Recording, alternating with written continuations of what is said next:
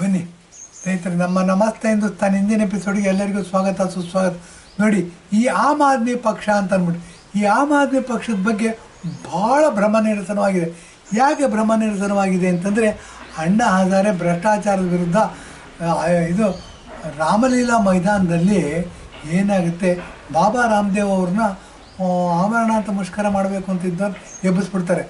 ಆವಾಗ ಇವರಿರ್ತಾರೆ, ಯಾರು ಪ್ರಣಬ್ ಮುಖರ್ಜಿಯವರು ಭಾಳ ಇಂಪಾರ್ಟೆಂಟ್ ಪೋರ್ಟ್ಫೋಲಿಯೋ ಇರುತ್ತೆ, ಅವ್ರನ್ನ ಸಂಧಾನಕ್ಕೆ ಕಳಿಸ್ತಾರೆ. ಅವರೇನೋ ಸಂಧಾನ ಮಾಡಿಬಿಟ್ಟು ಇವ್ರನ್ನ ಉಪವಾಸ ಮುಷ್ಕರದಿಂದ ಹೇಳಿ ಇದು ಮಾಡ್ತಾರೆ. ಆದರೆ ಈ ಕಾಂಗ್ರೆಸ್ನವ್ರು ದ್ವೇಷದ ರಾಜಕಾರಣ, ಹಿಂದೂಗಳನ್ನೆಲ್ಲ ಸೆಕೆಂಡ್ ಗ್ರೇಡ್ ಸಿಟಿಸನ್ ಅಂತ ನೋಡ್ತಿರ್ತಾರೆ. ಹಿಂದೂಗಳನ್ನ ಕಂಡ್ರೆ ಆಗ್ತಿರಲ್ಲ, ದೇಶದಲ್ಲೇ ಹಿಂದೂಗಳು ಸಾಮ್ರಾಜ್ಯನ ನಿರ್ನಾಮ ಮಾಡಿ ಮುಸಲ್ಮಾನ್ ಸಾಮ್ರಾಜ್ಯ ಮಾಡಬೇಕು ಅನ್ನೋದು ಇವ್ರದ್ದು ಹಿಡನ್ ಎಜೆಂಡಾ ಕಾಂಗ್ರೆಸ್ ಹೈಕಮಾಂಡ್ದು. ಹಾಗಾಗಿ ಏನು ಮಾಡ್ತಾರೆ, ಅವರು ಅನೇಕ ಆಟಗಳನ್ನ ಪ್ರತಿತಂತ್ರಗಳನ್ನ ಹೂಡಿಸ್ತಾನೆ ಹೋಗ್ತಾರೆ. ಈ ಹೂಡಿಸ್ತಾ ಹೋದಾಗ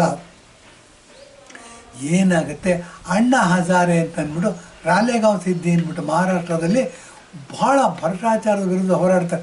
ಜಯಪ್ರಕಾಶ್ ನಾರಾಯಣ್ ಹೇಗೆ ಹೋರಾಟ ಮಾಡ್ತಾರೆ, ಹಾಗೆ ಭಾಳ ದೊಡ್ಡ ಪ್ರಮಾಣದಲ್ಲಿ ಹೋರಾಟವನ್ನು ಪ್ರಾರಂಭ ಮಾಡ್ತಾರೆ. ಮೈಸೂರಲ್ಲೂ ಭಾಳ ದೊಡ್ಡದಾಗಿ ಹೋರಾಟ ಆಗುತ್ತೆ. ಅದರಲ್ಲಿ 7-8 ಜನ ಮುಖ್ಯವಾದ ಪಾತ್ರ ವಹಿಸಿದವರು. ನಾನು ಒಬ್ಬ. ಅದರಲ್ಲಿ ಏನು ಅಂದ್ರೆ, ಅಲ್ಲಿ ಬಂದಿರೋರಿಗೆ ನೀರು ಕೊಡೋದು, ಒಂದೆರಡು ಮೆಡಿಕಲ್ ವ್ಯಾನ್ ಇತ್ತು. ಅವರು ಏನಾದರೂ ಆರೋಗ್ಯ ಕೇಂದ್ರದಲ್ಲಿ ಏನಾದರೂ ಏರ್ಪೇರ್ ಆಯಿತು ಅಂತಂದರೆ ಅವ್ರು ಆಸ್ಪತ್ರೆ ಕಳಿಸೋದು, ಇದೆಲ್ಲ ಮಾಡ್ತೀವಿ. ಇಲ್ಲೇನಾಯಿತು, ಬೇರೆ ಬೇರೆ ಸ್ಕೂಲಿಂದ, ಬೇರೆ ಬೇರೆ ಸಂಘ ಸಂಸ್ಥೆಗಳಿಂದ, ಬೇರೆ ಬೇರೆ ಲೇಔಟುಗಳಿಂದ ಜನಗಳು ಬರೋರು. ಅವ್ರನ್ನ ಕಂಟ್ರೋಲ್ ಮಾಡೋದು ಭಾಳ ದೊಡ್ಡ ಕಷ್ಟ ಆಗಿತ್ತು. ಬೆಳಗ್ಗೆ 9:30 ಜನಗಳು ಬರೋಕ್ಕೆ ಶುರುವಾದರೆ ಮಧ್ಯಾಹ್ನ 3 ಗಂಟೆವರೆಗೂ ಬರೋದು, ಗಾಂಧಿ ಸ್ಕ್ವೇರ್ ನಡೆಯೋದು. ಏನು ಅಂತಂದರೆ, ನಮಗೆ ಶಾಮಿಯಾನ ಹಾಕೋಕ್ಕೂ ದುಡ್ಡು ಇರಲಿಲ್ಲ, ಬಿಸ್ತಲ್ಲೇ ಒಂದು ಛತ್ರಿ ಹಿಡ್ಕೊಂಡು ಕೂತ್ಕೊತಿದ್ವಿ, ಎಲ್ಲರೂ ಹಾಗೇ ಇದ್ವಿ. ಇಂಥ ದೊಡ್ಡ ರಾಲೇಗಾಂವ್ ಸಿದ್ದಿನಲ್ಲಿ ಆಮ್ ಆದ್ಮಿ ಪಾರ್ಟಿ ಜನ್ಮ ತಾಳಿದೆ. ಏನು ಅಂತಂದರೆ, ಅಣ್ಣಾ ಹಜಾರೆ ನೋಡಿ, ಅಣ್ಣಾ ಹಜಾರೆಯಿಂದ ಭಾಳ ಪಾಪ್ಯುಲರ್ ಆಯಿತು ಹೋರಾಟ. ಇದನ್ನು ಡೆಲ್ಲಿ ಮಟ್ಟಕ್ಕೆ ತಗೊಂಡು ಹೋಗಿ ಡೆಲ್ಲಿಗೆ ಒಂದು ಪ್ಲ್ಯಾಟ್ಫಾರ್ಮ್ ಕೊಟ್ಟಿದ್ದು ಅರವಿಂದ್ ಕೇಜ್ರಿವಾಲ್. ಆದರೆ ಅರವಿಂದ್ ಕೇಜ್ರಿವಾಲ್ ಹೃದಯ ಶುದ್ಧಿ ಇರಲಿಲ್ಲ. ಆ ಮನುಷ್ಯ ಪ್ರಾಮಾಣಿಕ ಅಲ್ಲ. ಆ ಮನುಷ್ಯ ಹಿಡನ್ ಎಜೆಂಡಾ ಬೇರೆ ಬೇರೆ ಏನೇ ಇಟ್ಕೊಂಡಿದ್ದಾರೆ. ಇದಕ್ಕೆ 1-2-3 ಉದಾಹರಣೆ ಕೊಡ್ತೀನಿ. ಏನು ಅಂತಂದರೆ, ಇವ್ರಿಗೆ ಡೆಲ್ಲಿಯ ಪ್ರಧಾನಮಂತ್ರಿ ಆಗಬೇಕಿತ್ತು, ಇಂಡಿಯಾ ದೇಶದ ಪ್ರಧಾನಮಂತ್ರಿ ಆಗಬೇಕಿತ್ತು, ಡೆಲ್ಲಿ ಮುಖ್ಯಮಂತ್ರಿ ಆಗಬೇಕಿತ್ತು. ಹಾಗಾಗಿ ಇವರೇನು ಮಾಡಿದ್ರು, ಮೊದಲನೇ ಸ್ಟೆಪ್ಪು ಅಂತಂದ್ಬಿಟ್ಟು ನೋಡಿ, ಇವರು ಶೀಲಾ ದೀಕ್ಷಿತ್ ಅಂತ ಕಾಂಗ್ರೆಸ್ಸಿನ ಮುಖ್ಯಮಂತ್ರಿ ಇದ್ದರು, ಅವ್ರನ್ನ ಸೋಲಿಸ್ಬಿಟ್ಟು ಇವರು ಮುಖ್ಯಮಂತ್ರಿ ಆದರು, 2 ಟರ್ಮ್ ಮುಖ್ಯಮಂತ್ರಿ ಆದರು. ಈಗೇನಾಗಿದೆ, ನರೇಂದ್ರ ಮೋದಿಯವರ ಕಾಲ ಸುವರ್ಣ ಯುಗ ಅಂತೀವಿ. ಕೃಷ್ಣದೇವರಾಯನ ಕಾಲದಲ್ಲಿ ಮುತ್ತು ರತ್ನ ವಜ್ರ ವೈಢೂರ್ಯಗಳನ್ನ ರಥದಲ್ಲಿ ಹಾಕ್ಕೊಂಡು ಮಾಡ್ತಿದ್ರಂತೆ. ಇದನ್ನು ಹುಯನತ್ ಸಾಂಗ್ ಅಂತ ಅಂದ್ಬಿಟ್ಟು ಚೈನಾ ದೇಶದಿಂದ ಒಬ್ಬ ಪ್ರವಾಸಿ ಬರ್ತಾನೆ. ಆ ಪ್ರವಾಸಿ ಬಂದವನು, ಇಂಡಿಯಾ ದೇಶ ಇಷ್ಟು ಸಮೃದ್ಧಿಯಾಗಿದೆಯಾ, ಭಾರತ ದೇಶ, ಹಿಂದೂಗಳು ಇಷ್ಟು ಶ್ರೀಮಂತರ, ಇವ್ರ ಬುದ್ಧಿನೂ ಜಾಸ್ತಿ ಶ್ರೀಮಂತಿಕೆಯಿಂದ ಕೂಡಿದೆ, ಇವ್ರ ಹತ್ರ ಜಾಸ್ತಿ ದುಡ್ಡು ಇದೆ ಅಂತ ಅಂದ್ಬಿಟ್ಟು ಬರೆದಿದ್ದಾರೆ ಅಂತ ಭಾಳ ಓದಿದ್ದು ನೆನಪು. ಇವಾಗಲೂ ಹಿಸ್ಟ್ರಿ ಪುಸ್ತಕಗಳನ್ನು ತೆಗೆದು ನೋಡಿದ್ರೆ ಗೆಜೆಟಿಯಲ್ಲಿ ನೋಡಿದ್ರೆ ಸಿಗುತ್ತೆ. ಈ ಥರ ಇದು ಮಾಡ್ತಕ್ಕಂಥ ಇದನ್ನು ಇಟ್ಕೊಂಡು ಆಮ್ ಆದ್ಮಿ ಪಾರ್ಟಿ ಏನಾಯಿತು ನೋಡಿ, ಅರವಿಂದ್ ಕೇಜ್ರಿವಾಲ್ ಅನ್ನೋದು ಇಂಡಿಯಾ ದೇಶದಲ್ಲಿ ಆಮ್ ಆದ್ಮಿ ಪಕ್ಷ ಅವ್ರ ಸಿಂಬಲ್ ನೋಡಬೇಕು ನೀವು, ಪೊರಕೆ ಇಡೀ ದೇಶನ ಶುದ್ಧಿ ಮಾಡ್ತೀವಿ ನಾವು ಅಂದ್ಬಿಟ್ಟು. ಶುದ್ಧಿ ಮನೆ ಶುದ್ಧಿ ಮಾಡೋದಕ್ಕೆ ಪೊರಕೆ ಉಪಯೋಗಿಸ್ತೀವಿ ಸ್ವಾಮಿ, ಇಡೀ ದೇಶನ ಶುದ್ಧಿ ಮಾಡ್ತೀವಿ ಅಂತ ಅಂದ್ಬಿಟ್ಟು ಡೆಲ್ಲಿ ಮುಖ್ಯಮಂತ್ರಿ ಆದರು. ಅದೇನೋ ಎಲೆಕ್ಟ್ರಿಸಿಟಿ ಫ್ರೀ ಮಾಡಿದ್ರಂತೆ, ಸ್ವಲ್ಪ ಫ್ರೀ ಮಾಡಿದ್ರಂತೆ, ಹೆಂಗಸರಿಗೆ ಬಸ್ ಫ್ರೀ ಮಾಡಿದ್ರು. ಅದನ್ನು ಕಾಪಿ ಹೊಡೆದು ನಮ್ಮ ಸಿದ್ದರಾಮಯ್ಯನವರು 5 ಪಂಚ ಗ್ಯಾರಂಟಿಗಳನ್ನ ಕೊಟ್ಟರು. ಇರಲಿ, ಇದೇನು ಕಾಪಿ ಆ್ಯಂಡ್ ಪೇಸ್ಟ್ ಮಾಡೋದು ಅಂತಾರೆ, ಈ ಯಾರಿಗೆ ನೆಟ್ವರ್ಕ್ ಜಾಸ್ತಿ ಗೊತ್ತಿದೆ ಆ ಥರ ಮಾಡಿದ್ರು. ಇದಲ್ಲದೇ ಏನಾಯಿತು ಅಂತಂದರೆ, ಹೆಂಗೋ ಹುಚ್ಚು ಮುಂಡೆ ಮತ್ತು ಉಂಡೋನೇ ಜನ ಅಂತ ಅಂದ್ಬಿಟ್ಟು ಈ ಆಮ್ ಆದ್ಮಿ ಪಕ್ಷದ ಸಂಯೋಜಕ ಆಗಿದ್ದ ಅರವಿಂದ್ ಕೇಜ್ರಿವಾಲು, ಅವನು ನೋಡಿ ಇಂಡಿಯನ್ ರೆವಿನ್ಯೂ ಸರ್ವಿಸ್ ಅಂತಿದೆ, Indian foreign service, Indian administrative service, Indian police service ಅಂತ ಎಲ್ಲ ಏನಾಗುತ್ತೆ, ಆಲ್ ಇಂಡಿಯಾ ಲೆವೆಲಲ್ಲಿ ನಡೀತಕ್ಕಂಥ ಎಕ್ಸಾಮ್ಗಳನ್ನ ಪಾಸ್ ಮಾಡಿ ಇವರು ಎಲೆಕ್ಟ್ ಆಗ್ತಾರೆ. ಆ ಇಂಡಿಯನ್ ರೆವಿನ್ಯೂ ಸರ್ವಿಸ್ ಮಾಡ್ಕೊಂಡಿರೋದಂತ. ಹಾಗಾಗಿ ಇವನು ಬುದ್ಧಿವಂತ, there is no doubt in it, ಅದರಲ್ಲಿ ಏನು ಸಂಶಯ ಬೇಕಿಲ್ಲ ಯಾರಿಗೂ. ಆದರೆ ಈ ಬುದ್ಧಿವಂತಿಕೆ ಎಲ್ಲಿ ಉಪಯೋಗಿಸ್ಕೊಂಡ ಅಂತಂದರೆ, ನಾನು ಆಮ್ ಆದ್ಮಿ ಪಕ್ಷ, ನಾನು ಕೆಮ್ಮು, ಒಂದು ಶಾಲು ಕೆಮ್ಮದು ಇವ್ರದ್ದು ಇದಾಗಿತ್ತು ಸ್ಟಾರ್ಟಿಂಗಲ್ಲಿ. ಅಣ್ಣಾ ಹಜಾರೆನ ಉಪಯೋಗಿಸ್ಕೊಂಡಿರು ಹೇಗೆ ಅಂತಂದರೆ, ಗುಂಡು ಹೊಡೆಯೋದಕ್ಕೆ ಒಂದು ಇದು ಬೇಕಾಗತ್ತೆ, ಏನು ಒಂದು ಪ್ಲಾಟ್ಫಾರ್ಮ್ ಬೇಕಾಗುತ್ತೆ. ಅಣ್ಣಾ ಹಜಾರೆ ಭುಜಾನ ಪ್ಲಾಟ್ಫಾರ್ಮ್ ಆಗಿ ಇಟ್ಕೊಂಡು ಇವರೇನು ಮಾಡಿದ್ರು, ಡೆಲ್ಲಿ ಮುಖ್ಯಮಂತ್ರಿ ಆದರು. ಡೆಲ್ಲಿ ಮುಖ್ಯಮಂತ್ರಿ ಆದರೆ ಏನಾಯಿತು, ಇವರೆಲ್ಲ ತತ್ವಗಳನ್ನ ಗಾಳಿಗೆ ತೂರ್ಬಿಟ್ರು. ಎಲ್ಲ ತತ್ವಗಳನ್ನ ಹೇಗೆ ಗಾಳಿ ತೂರಿದ್ರು ಅಂತ ಹೇಳ್ತೀನಿ ಬನ್ನಿ. ಇವರು ಕ್ಯಾಬಿನೆಟ್ ಮೀಟಿಂಗ್ ಆದರೆ ಅಥವಾ ಏನಾದರೂ ವಿಶೇಷ ಸಂದರ್ಭ ಇತ್ತು ಅಂತಂದರೆ ಊಟ ಆರ್ಡ್ರ್ ಮಾಡ್ತಿದ್ದಾರೆ. ಊಟ ಆರ್ಡ್ರ್ ಮಾಡಿದ್ರೆ ಆ ತಟ್ಟೆ ಇರುತ್ತೆ ನೋಡಿ, ತಟ್ಟೆಗೆ ಸಾವಿರಾರು ರೂಪಾಯಿ ಬೆಲೆ ಕೊಡಬೇಕಾಗುತ್ತೆ. ಅದಕ್ಕೆ ಬಡಿಸೋ ಊಟ ಇದೆಯಲ್ಲ ಅದು ₹1,000 ಅಂತೆ. ಇವರು ಬಡತನ ನಿರ್ಮೂಲನೆ ಮಾಡ್ತೀನಿ, ದೇಶನ ಶುದ್ಧಿ ಮಾಡ್ತೀನಿ, ಬಡವ್ರ ಪಕ್ಷ ನಾವು ಶುದ್ಧಿ ಮಾಡೋಕ್ಕೆ ಹೊರಟಿರೋ ಅಂತ ಬಂದವರು ಇವರು ಈ ಥರ ವೈಭವೋಪೇತ ಜೀವನ, ವೈಭವೋಪೇತ ಲೈಫ್ ಸ್ಟೈಲ್ಗಳನ್ನ ಮಾಡಿದ್ರು. ಇದು ನಂಬರ್ 1. ಇದಲ್ಲದೆ ಸ್ವಾತಿ ಮಾಲಿವಾಲ್ ಅಂತ ಅಂದ್ಬಿಟ್ಟು ಒಬ್ಬರು ಆಮ್ ಆದ್ಮಿ ಪಕ್ಷದ MLA ಅವ್ರೇನು ಮಾಡಿದ್ರು, ಏನೋ ಭಿನ್ನಾಭಿಪ್ರಾಯ ಬಂತು ಕೇಜ್ರಿವಾಲ್ ಜೊತೆ. ಡೆಮಾಕ್ರಸಿನಲ್ಲಿ ಭಿನ್ನಾಭಿಪ್ರಾಯ ಬರೋದು ಸಹಜ. ಆಕೆನ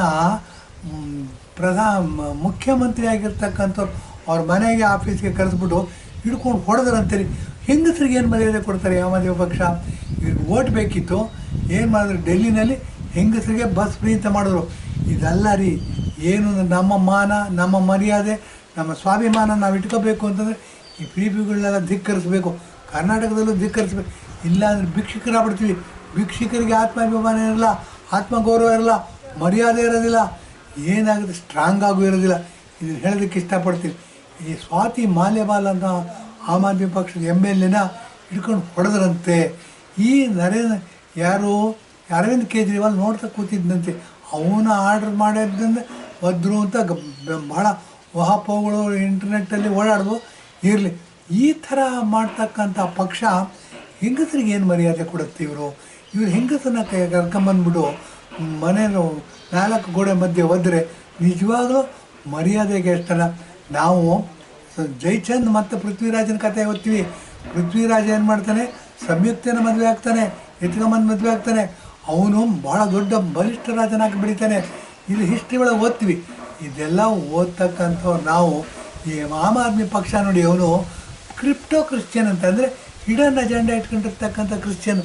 ಆತ ನಾನು ಹಿಂದೂ ಅಂತ ಹೇಳಿಕೊಂಡು ಎಲ್ಲ ಕಡೆ ನಾನು ಕ್ರಿಶ್ಚಿಯನ್ ಅಂತ ಹೇಳಿಲ್ಲ. ಅವರು ಓಪನಾಗಿ ಹೇಳಬೇಕು. ಅವರು ಯಾರು ನಾವು ಪ್ರಾಮಾಣಿಕ ರಾಜಕೀಯ ಮಾಡ್ತೀವಿ ಅಂತಾರೆ ಅವ್ರು ಹೇಳಬೇಕು. ಇದುವರೆಗೂ ಹೇಳಿಲ್ಲ ಇವರು. ಏನಾಗುತ್ತೆ, ಇವರೇನು ಮಾಡ್ತಾರಂತ ಇವರ ಅಧಿಕಾರ ಬಿಡಬೇಕಾಗತ್ತೆ. ಇವರಾದ ನಂತರ ಮನೀಶ್ ಸಿಸೋಡಿಯಾ ನೋಡಿ ಅನೇಕ ಭ್ರಷ್ಟಾಚಾರಗಳು ಸಿಕ್ಕಾಕೋತಾರೆ. ಅದರಲ್ಲಿ ನೋಡಿ ಲಿಕ್ಕರ್ ಗೇಟ್ ಅಂತ ಅಂದ್ಬಿಟ್ಟು ಏನು ಅಂದರೆ ಅಬಕಾರಿ ಇಲಾಖೆಯಲ್ಲಿರ್ತಕ್ಕಂಥ ಸಾವಿರಾರು ಕೋಟಿ ಮೋಸ ಮಾಡಿಬಿಡ್ತಾರೆ. ಎಲ್ಲರೂ ತಿಹಾರ್ ಜೈಲಲ್ಲಿ ಹೋಗಿ ಕೂತ್ಕೊಂಡಿದ್ದಾರೆ. ಏನಾಗುತ್ತೆ, ನರೇಂದ್ರ ಮೋದಿಯವರು ಪ್ರಾಮಾಣಿಕತೆಯಿಂದ ಕೆಲಸ ಮಾಡಿದ್ರಿಂದ ಈ ಭ್ರಷ್ಟರೆಲ್ಲ ಇದಕ್ಕೆ ಹೋಗಿ ಕೂತ್ಕೊಂಡು ಈ ಥರ ಇರ್ತಕ್ಕಂಥ ಆಮ್ ಆದ್ಮಿ ಪಾರ್ಟಿ ಏನಾಗಿದೆ, ಇಂಡಿ ಬ್ಲ್ಯಾಕಲ್ಲಿ ಹೋಗಿ ಸೇರ್ಕೊಂಡ್ಬಿಟ್ಟಿದ್ದಾರೆ. ಈ ಕಾಂಗ್ರೆಸ್ನವ್ರು ಏನು ಅಂತಂದರೆ ಅವರಿಗೆ ನ್ಯಾಯ ನೀತಿ ನಿಯತ್ತು ಏನಿಲ್ಲ. ಭ್ರಷ್ಟರು ಹೇಗಾರು ಮಾಡಿ ಅಧಿಕಾರ ಪಡ್ಕೋಬೇಕು, ಅಧಿಕಾರ ಪಡ್ಕೊಂಡಿದ್ದೀನಿ ಹೇಗಾರು ಮಾಡಿ ಉಳಿಸ್ಕೋಬೇಕು. ಹೀಗಾಗಿ ಏನಾಗಿದೆ, ಅದು ಯಾರು ಹೈಕಮಾಂಡ್ ಅಂತ ಹೇಳ್ತಾರೆ ಕಾಂಗ್ರೆಸ್ನಲ್ಲಿ, 4th richest women in the world, ಏನೂ ಕೆಲಸ ಮಾಡಿಲ್ಲ ರೀ. ನಮ್ಮ ದೇಶದಲ್ಲಿ ಇಷ್ಟೊಂದು ಜನ ಬುದ್ಧಿವಂತಿದ್ದಾರೆ, ಯಾರು ಯಾಕೆ ಕ್ವಶನ್ ಮಾಡೋದಿಲ್ಲ? ಇದು ಹೇಗಮ್ಮ ಬಂತು ದುಡ್ಡು ನಿನ್ನ ಹತ್ರ ಇಷ್ಟೊಂದು? ಏನೂ ಕೆಲಸ ಮಾಡೋದಿಲ್ಲ. ನಾವೇ ಹೇಳ್ಕೊಡ್ತೀವಿ, ಇಂಡಿಯಾ ದೇಶನ ರಿಚೆಸ್ಟ್ ಕಂಟ್ರಿ ಮಾಡ್ಬಿಡ್ಬೋದು, ಅಮೇರಿಕಾನ ಒಂದೇ ವರ್ಷದಲ್ಲಿ ಬೀಟ್ ಮಾಡ್ಬೋದು. ಈ ವಿದ್ಯೆ ನಮಗೂ ಸ್ವಲ್ಪ ಹೇಳ್ಕೊಡು ಅಂತಂದರೆ ಹೇಳ್ಕೊಡ್ತಾರಾ ಅನ್ನೋದು ದೊಡ್ಡ ಪ್ರಶ್ನೆಯಾಗಿ ಉಳ್ಕೊಂಡಿದೆ. ಈ ಥರ ಏನಾಗಿದೆ, ಆಮ್ ಆದ್ಮಿ ಪಕ್ಷ ಡೆಲ್ಲಿನಲ್ಲಿ ಶೀಲಾ ದೀಕ್ಷಿತ್ ಕಾಂಗ್ರೆಸ್ಸಿನ ಮುಖ್ಯಮಂತ್ರಿನ ಸೋಲಿಸ್ಬಿಟ್ಟು ಮುಖ್ಯಮಂತ್ರಿ ಆದರು. ಏನಪ್ಪ ಇವ್ರು ಕಡ್ದು ಡಬ್ಬ ಹಾಕಿದ್ದಾನೆ ಅಂತ ಏನಿಲ್ಲ ರೀ.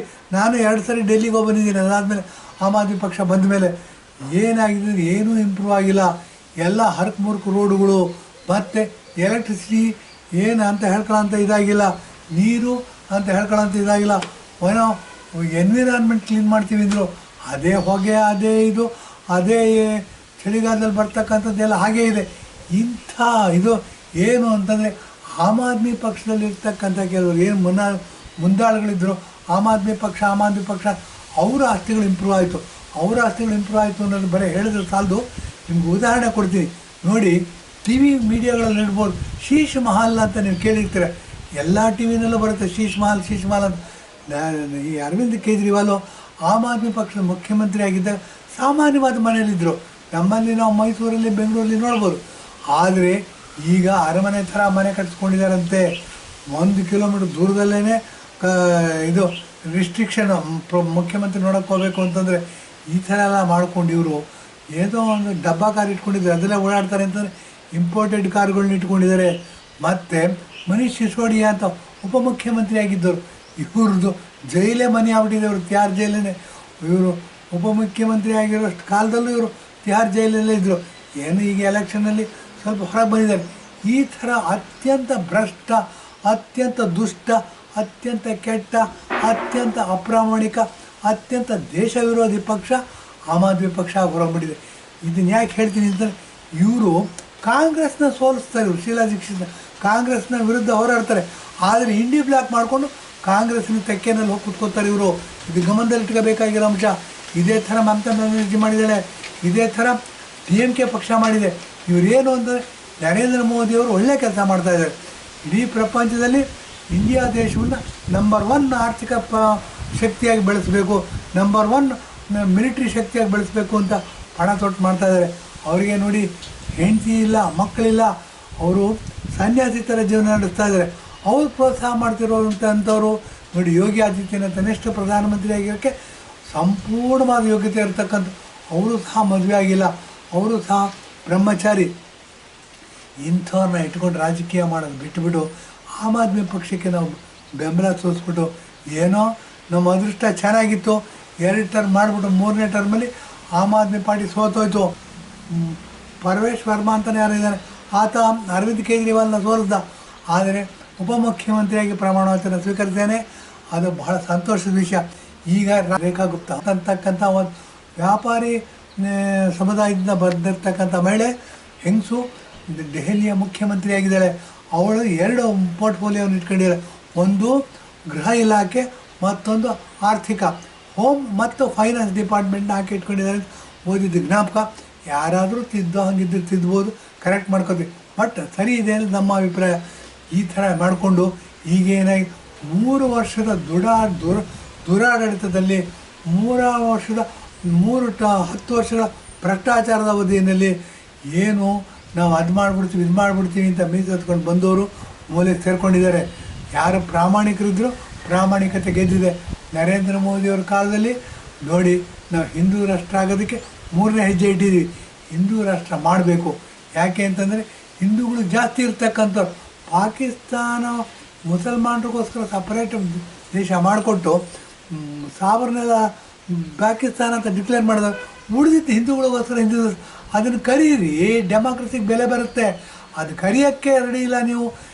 ಹಿಂದೂಗಳ ಮೇಲೆ ಕೇವಲ 10-12% ಇರ್ತಕ್ಕಂಥ ಮುಸಲ್ಮಾನರು ಇಟ್ಬಿಟ್ಟು ಅಲ್ಪಸಂಖ್ಯಾತನ ಓಲೈಸ್ತಾ ಹಿಂದೂಗಳನ್ನ ದಬ್ಬಾಳಿಕೆ ಮಾಡ್ತಾ ಲವ್ ಜಿಹಾದ್ ಅಂತೆ ಅದೇನೋ ಕನ್ವರ್ಟ್ ಮಾಡ್ತೀರಾ. 4 ಮಕ್ಕಳು 8 ಮಕ್ಕಳು ಮಾಡ್ಕೋತಾರೆ, ಹಿಂದೂಗಳಿಗೆ 2 ಮಕ್ಕಳು ಮಾಡ್ಕೊಳ್ಳಿ ಅಂತ ಹೇಳ್ತೀರಾ. ಹಿಂದೂಗಳಿಗೆ ಬೇರೆ ರೂಲ್ಸು, ಅವ್ರಿಗೆ ಶರೀಯತ್ಲ ಎಲ್ಲ ಮಾಡಿಕೊಂಡು ನೀವು ಕಾಂಗ್ರೆಸ್ಸಿನ ಅಜೆಂಡಾನ ಮುಂದುವರಿಸಿದ್ರೆ ದೇಶ ಒಪ್ಪೋದಿಲ್ಲ. ಹಿಂದೂ ರಾಷ್ಟ್ರ ಅಂತ ಡಿಕ್ಲೇರ್ ಮಾಡಿ ಮಹಾಕುಂಭ ಆಗಿದೆ 144 ಒಂದು ಸರಿ. ಇದು ಧರ್ಮ ಸಂಯೋಜನೆ ಆಗಿರ್ತಕ್ಕಂಥ ಸುಸಂದರ್ಭ ನೋಡಿ. ಮಹಾಕುಂಭ ಆಗಿರ್ತಕ್ಕಂಥ ಪರ್ವಕಾಲದಲ್ಲಿ ನರೇಂದ್ರ ಮೋದಿಯವರು ಪ್ರಧಾನಮಂತ್ರಿ ಆಗಿದ್ದಾರೆ, ಉತ್ತರ ಪ್ರದೇಶದಲ್ಲಿ ಯೋಗಿ ಆದಿತ್ಯನಾಥ್ ಅವರು ಮುಖ್ಯಮಂತ್ರಿ ಆಗಿದ್ದಾರೆ. ಇಂಥ ಸುಸಂದರ್ಭದಲ್ಲಿ ನಮ್ಮೊಂದು ಹಿಂದೂ ರಾಷ್ಟ್ರ ಅಂತ ನಾಮಕರಣ ಮಾಡಿ ಘೋಷಣೆ ಮಾಡಬೇಕು. ಪ್ರಪಂಚ ಒಂದೇ ಸರಿ ಒಪ್ಕೊಂಡ್ಬಿಡುತ್ತೀರಿ. ನಮ್ಮ ಡೆಮಾಕ್ರಸಿನಲ್ಲಿ ಪ್ರತಿಯೊಂದಕ್ಕೂ ವಿರೋಧ ಇರುತ್ತೆ. ನೀವು 120 kg ಬಂಗಾರ ಒಬ್ಬರಿಗೆ ತಂದುಕೊಟ್ರು ವಿರೋಧ, 121 kg ತಂದುಕೊಡ್ತಿದ್ದೆ ಅಂತ ಯಾಕೆ ಕೇಳೋ ಸನ್ನಿವೇಶ ಉಂಟಾಗಿದೆ. ಹಾಗಾಗಿ ವಿರೋಧ ಸ್ವಾಭಾವಿಕ. ಅದನ್ನೆಲ್ಲ ಮೆಟ್ಟಿ ನಿಲ್ತಕ್ಕಂಥ ತಾಕತ್ತು ಬಂದಿರತಕ್ಕಂಥದ್ದು ಈ ಮಹಾಕುಂಭ ಇದರಲ್ಲಿ ಅಂತ ಹೇಳ್ಬಿಟ್ಟು ನೋಡಿ. ಆಮ್ ಆದ್ಮಿ ಪಕ್ಷ ತಾನಿಟ್ಟಿಗೆ ತಾನೇ ಸೋತು ಹೋಗಿದೆ. ತಾನು ಮಾಡಿದ ಪಾಪ ಕೂಡ ಸೋತು ಹೋಗಿದೆ. ರೇಖಾ ಗುಪ್ತಾ ಅಂತ ಆಕೆ ಹೆಸರು. ಅವರು ದೆಹಲಿಯ ಮುಖ್ಯಮಂತ್ರಿಯಾಗಿದ್ದಾರೆ. ಅವರು ನೋಡಿ ಯಮುನಾ ನದಿ ಆರತಿ ಮಾಡಿ ಫಸ್ಟ್ ಕ್ಯಾಬಿನೆಟ್ ಮೀಟಿಂಗ್ ಮಾಡಿದಂತೆ. ಇದು ಎಷ್ಟು ಹೆಮ್ಮೆಯ ಸಂತೋಷ. ಇದು ನೋಡಿ ನಂಬಿಕೆಯ ವಿಷಯ. ಇದು ಕಾನೂನಿನ ವಿಷಯ ಅಲ್ಲ, ಇದು ಕತ್ತಿ ತಗೊಂಡು ಹೊಡೆದಾಡ್ತಕ್ಕಂಥ ವಿಷಯ ಅಲ್ಲ. ಇಷ್ಟೆಲ್ಲ ಮಾಡ್ಕೊಂಡಿದ್ದಾರೆ. ಯಮುನಾ ಆರತಿ ಮಾಡಿಬಿಟ್ಟು ಫಸ್ಟ್ ಕ್ಯಾಬಿನೆಟ್ ಮಾಡಿದಂತೆ. ಆಕೆಗೆ ನಮ್ಮದೊಂದು ನಮಸ್ಕಾರ.